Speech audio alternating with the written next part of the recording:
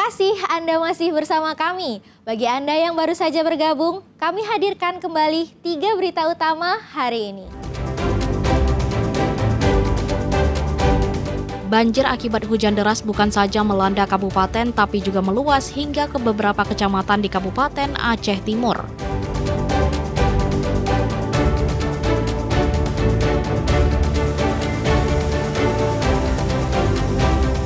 Arus lalu lintas Jalan Nasional kawasan Samahani Kabupaten Aceh Besar macet usai sebatang pohon tumbang melintang di badan jalan.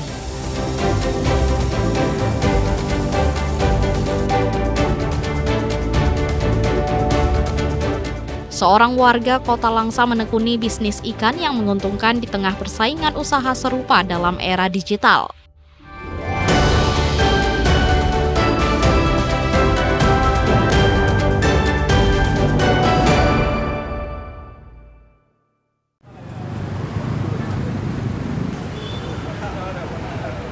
Tingginya intensitas hujan yang mengguyur sebagian besar wilayah di Aceh mendorong Badan Penanggulangan Bencana Aceh Besar meningkatkan kesiapsiagaan.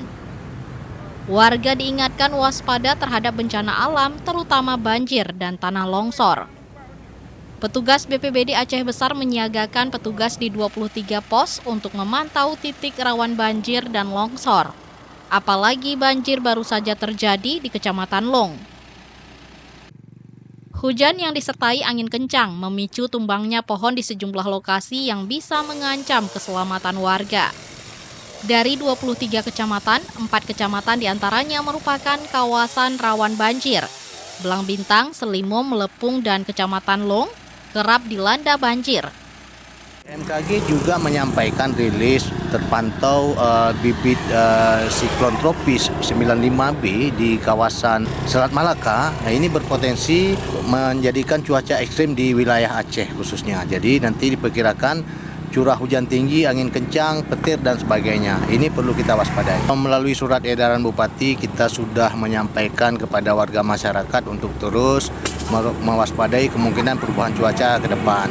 Kemudian kita juga mensiagakan personil kita di seluruh pos yang ada untuk meningkatkan kesiapsiagaan kita untuk melihat perkembangan cuaca ekstrim ini. Kemudian kita juga dalam waktu dekat, mungkin beberapa waktu ke depan akan melakukan apel bersama, apel siaga bencana bentuk kesiapsiagaan di seluruh Kabupaten Aceh Besar yang melibatkan semua unsur. Sejumlah upaya telah dipersiapkan BPBD Aceh Besar untuk menghadapi cuaca ekstrim, khususnya hujan. Warga juga diminta mewaspadai musibah tanah longsor yang berpotensi di Kecamatan Long. Tim Liputan melaporkan dari Aceh Besar.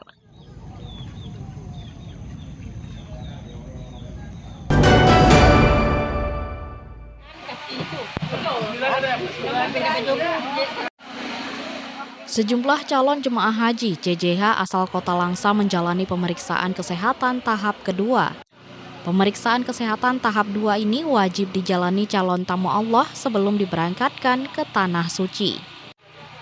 Pemeriksaan kesehatan mulai dari pengecekan tanda vital seperti tekanan darah, denyut nadi, dan suhu tubuh. Pemeriksaan laboratorium hingga pengukuran berat badan dan gula darah, termasuk pemeriksaan EKG serta foto ronsen. Rangkaian pemeriksaan untuk menilai kesiapan fisik para jemaah mengingat ibadah haji memerlukan ketahanan fisik optimal. Kita mulai dari pemeriksaan tensi, kemudian pemeriksaan laboratorium lengkap, dilanjutkan dengan pemeriksaan EKG dan pemeriksaan foto ronsen.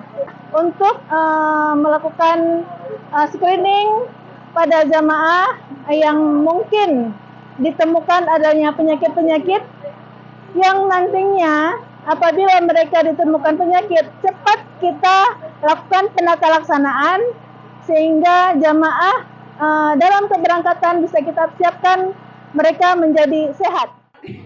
Pemeriksaan ini bertujuan untuk mengidentifikasi sejak dini potensi masalah kesehatan. Jika ada gangguan kesehatan dapat langsung ditangani sebelum jemaah berangkat. Sementara itu, salah seorang calon jemaah mengaku mulai menerapkan pola hidup sehat. Ia rutin berolahraga ringan dan mengkonsumsi makanan bergizi untuk menjaga stamina. olahraga lah, terutama olahraga, jaga kesehatan dan makanan. Kalau yang selama ini ya kami berdua ya biasa kita rutin jalan gitu. Olahraga ringan. Diharapkan agar seluruh jemaah berangkat dalam kondisi prima sehingga ibadah di Tanah Suci berjalan lebih lancar. Maimunzir melaporkan dari Kota Langsa.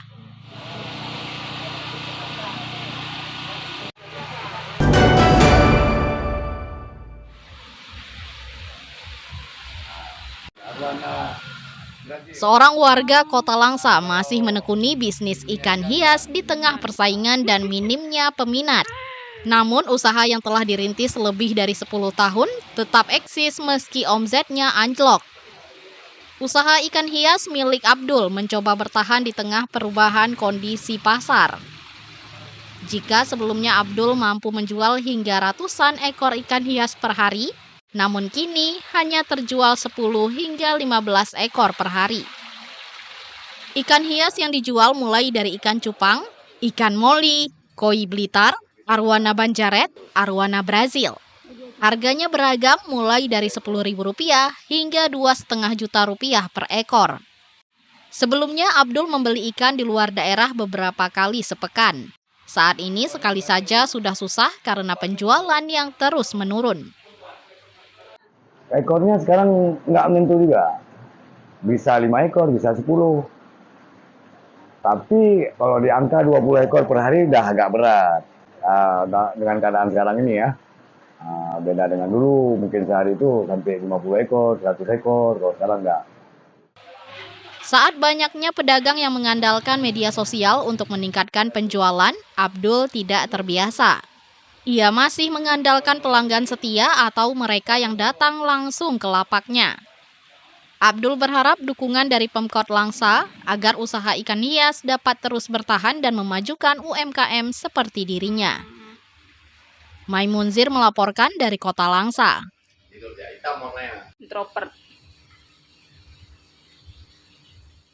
Informasi tadi mengakhiri jumpa kita.